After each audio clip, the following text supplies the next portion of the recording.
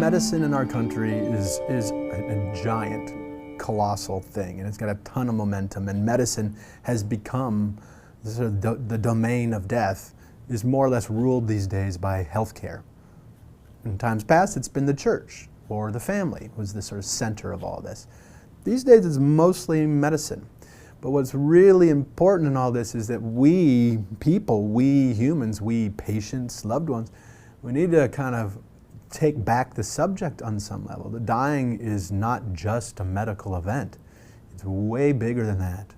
It is all-encompassing. It's where everything comes to account, our psychology, our philosophy, our spirituality, our social world, our intrapersonal lives, all of it. The medical piece is a little itty-bitty piece. It just gets too much attention. So, let's think about the emotions for a second. I mean, for one thing to remind ourselves is that emotions are, the difference for me, an emotion and the difference between emotion and a thought is you can control your thoughts. You can't really control your emotions. Emotions are much more slippery. They're going to have their way with you. So you ignore them at your own peril. That's one thing to get across.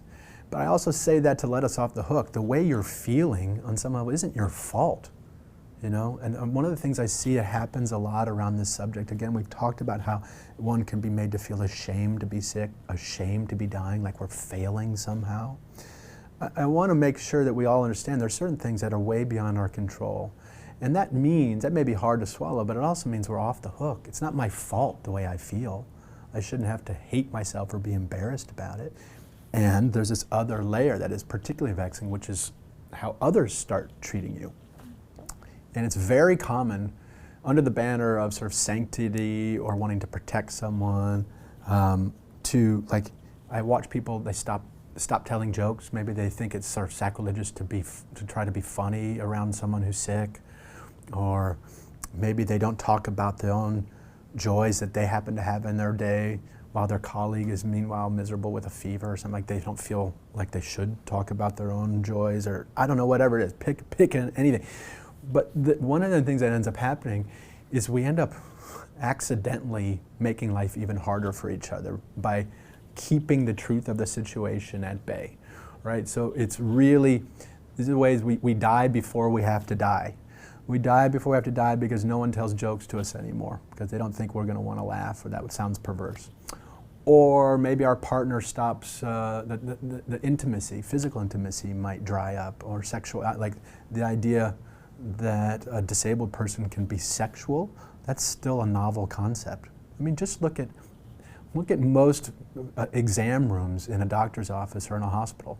Most of them are not even wheelchair accessible. My mother uses a wheelchair. They used to just assume she wasn't having sex, so they wouldn't offer her a pap smear.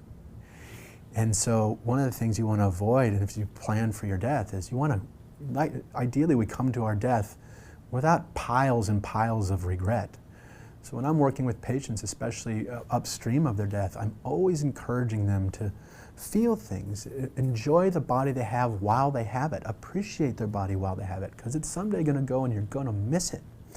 So touch is just profound. It's elemental. It is, even if you think about, I think, the scourge of dementia, for example, and a lot of us are terrified of this eventuality. We're going to lose our minds. Yeah, and it's hard, and that is a very difficult prospect. And I'm also pretty convinced that there's a life on the far side of our intellect. And for me, that life is in the senses. As long as I can feel something, I'm interested in being alive. I'm even more interested in that than a thought.